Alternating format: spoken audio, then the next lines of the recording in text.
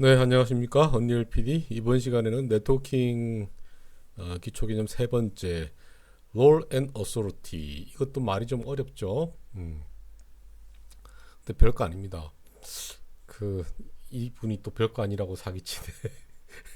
그 네트워킹 지난번에 영상 두 개가 좀 쉽지는 않았을 겁니다. 어, 또 영어로 막 쭉 써져 있고, 다큐멘테이션도 지금은 4.27 버전으로 제가 기준으로 하고 있는데, 어쨌든 다큐멘테이션이 번역이 다 안 돼 있어요. 번역이 돼 있는 것도 제가 보니까 이해를 하고 번역을 한 게 아니라 그냥 번역하고 번역을 한 더 헷갈리게 만드는 뭐 그런 개념입니다. 그래서 제가 제안을 드리는 게 이해가 잘 안 되시면 제가 이거 일부러 그 예제 우리 튜토리얼 가운데쯤 넣어놨거든요. 거기 좀 보시면은 참고가 될 만한데 사실은 잘 이해가 안 될 수도 있어요. 그러시면은 튜토리얼을 사용하는 방법을 제가 처음에도 학습 가이드에서 말씀드렸듯이 일단 몰라도 뭐 한 반도 이해가 안 돼도 대충 뭐 하는지만 알고 느낌만 오면은 쭉 따라서 하시라. 그래 놓고 다시 돌아와서 다큐멘테이션을 보든지 제가 올린 동영상들을 개념을 설명하는 동영상들을 보시면은 조금 더 그나마 이해가 되실 거다. 그리고 또 소스 가서 봐야 돼요. 사실 소스를 분석하고 거기 소스를 통해서 그 작동 원리를 이해한다는 거는 한 번만 해봐가지고는 안 됩니다. 소스를 두 번, 세 번 봐야 돼요. 그리고 테스트도 또 해봐야 돼.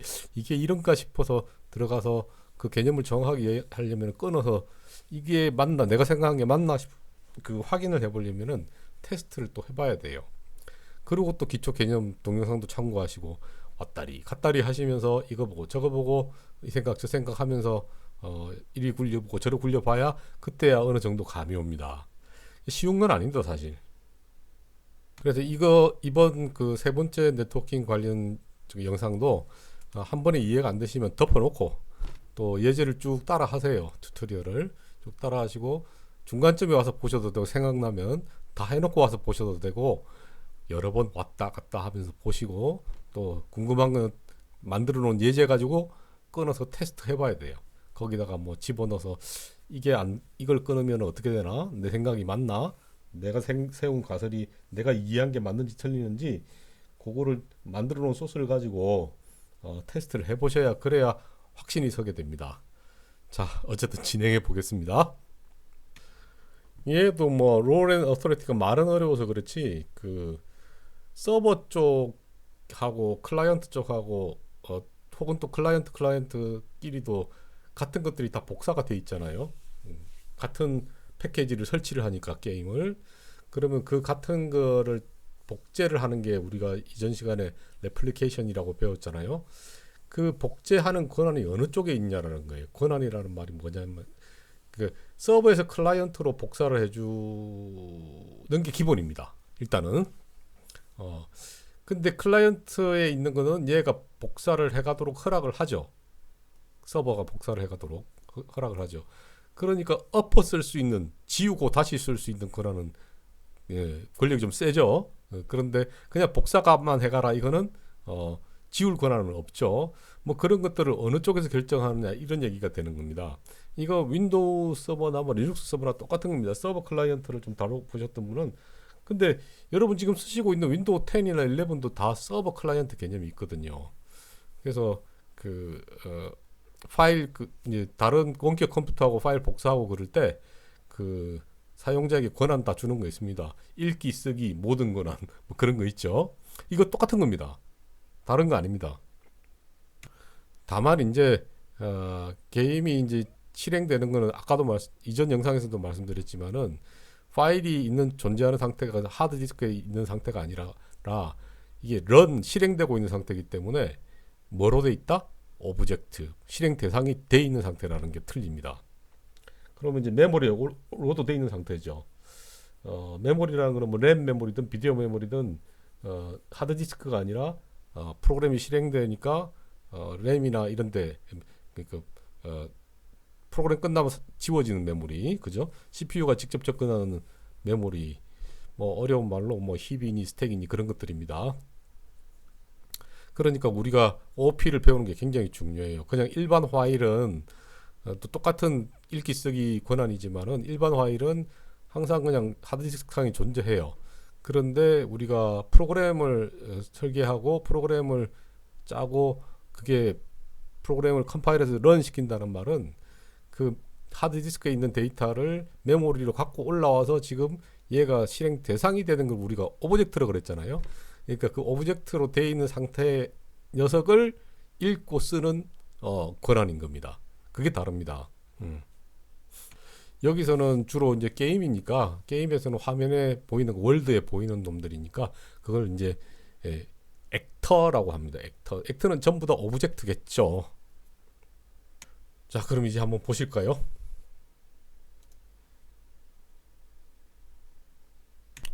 이번에도 마찬가지로 번역하려고 그러지 마세요. 제 설명에 집중해 주시면 됩니다. 자, 이 액터가 그 롤이 난으로 설정되어 있다는 말은 복제를 전혀 안 한다는 뜻입니다. 서버에서 클라이언트든 클라이언트에서 서버든 어쨌든 복제를 안 한다는 뜻입니다. 자, 액터가 권한을 갖고 있다는 말은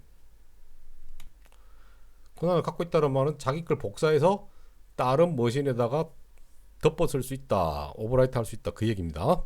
자, 이거는 요 밑에를 보셔야 조금 이해가 가요. 무슨 얘기냐? 이게 게임에서는 기본적으로 서버가 권한을 갖고 있다, 서버 오토라티브다 라고 얘기를 합니다. 자, 조심해서 이제 보셔야 되는 게 여기서 말하는 이 오브젝트는 같은 클래스에서 똑같은 액터인데 서버에도 있고 클라이언트도 있죠. 그게 중요합니다. 서버에도 있고 클라이언트도 있어요. 그런데 여기 보시면은 기본이 뭐냐?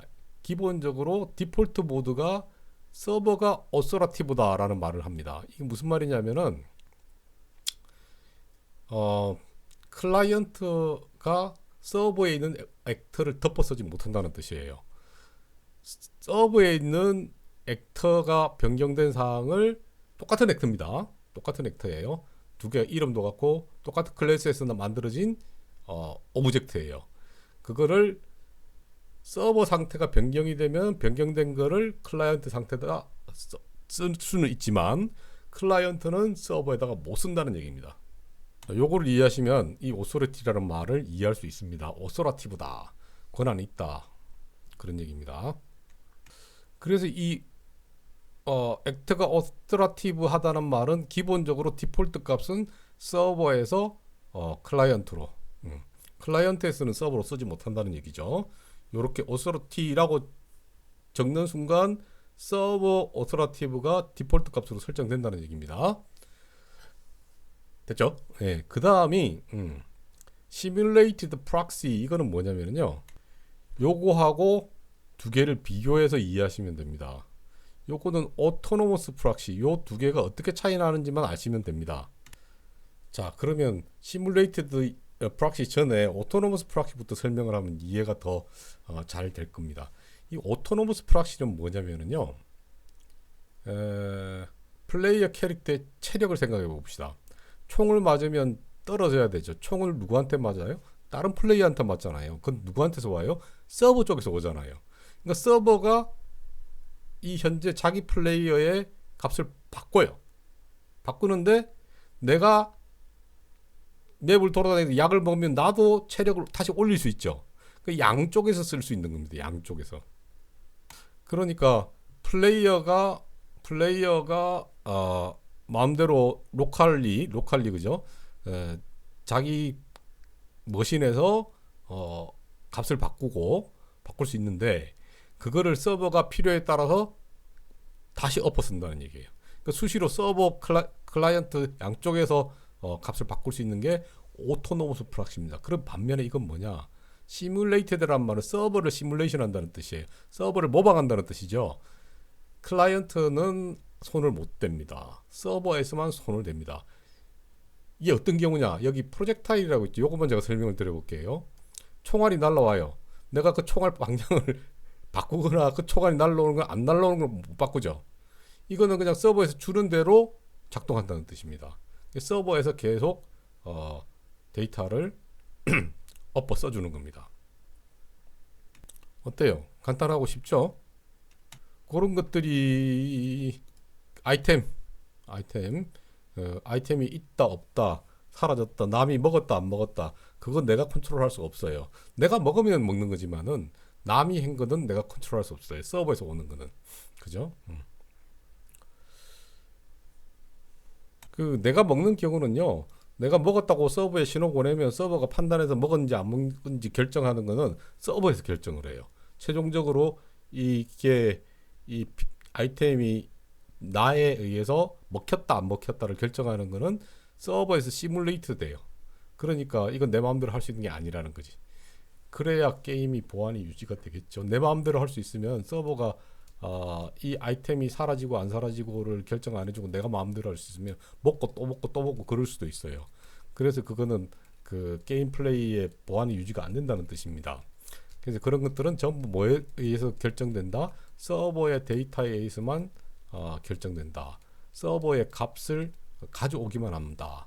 다시 말해서 시뮬레이트 된다. 그렇게 표현하는 겁니다. 그런데 플레이어의 체력은 내가 올릴 수 있고 낮출 수 있다. 내가 알약을 먹었어. 그러면 그 알약 먹은 거는 자동으로 서버에 허락 없이 내 체력이 올라가는 거예요. 그죠? 그 다음에 내가 이동하는 거 서버에 허락받지 않습니다. 내가 원하는 대로 이동할 수 있어요. 서버가 그 데이터 값을 가져가겠죠. 이동에 대한 거 가져가겠죠. 그래서 양쪽에서 컨트롤을 하는 거는 오토노머스, 서버의 값만 가져오는 거는 시뮬레이티드, 그렇게 비교해서 두 개의 차이를 이해하시면 되겠습니다. 자, 그리고 그 다음 단계로 넘어가면은 이 클라이언트 오너십이라는 말은요, 폰이라는 게 플레이어 캐릭터 상위 클래스죠. 그러니까 플레이어가 캐릭터도 컨트롤 하지만 이 폰 레벨에서 다 컨트롤 할 수 있어요. 무슨 얘기냐? 말을 타고 달릴 수 있잖아요. 말은 캐릭터인가? 그렇다고 치고, 그 다음에 그러면 자동차를 운전해서 갈 수 있잖아요. 플레이어가 조정해서 가잖아요. 그런 것들 다 폰이라고 합니다. 물론 플레이어 컨트롤러만 의해서 컨트롤 되는 게 아니라 AI도 컨트롤 할 수 있습니다. 그 두 가지 전부 다 플레이어 컨트롤러의 소유가 빙의가 되기 때문에 얘네들은 특정 클라이언트에 소속돼 있다는 뜻입니다. 그래서 클라이언트에 소속돼 있기 때문에 직접적으로 클라이언트 머신에서만 작동한다, 할당이 돼 있다, 그런 소속이 돼 있다, 그런 얘기입니다.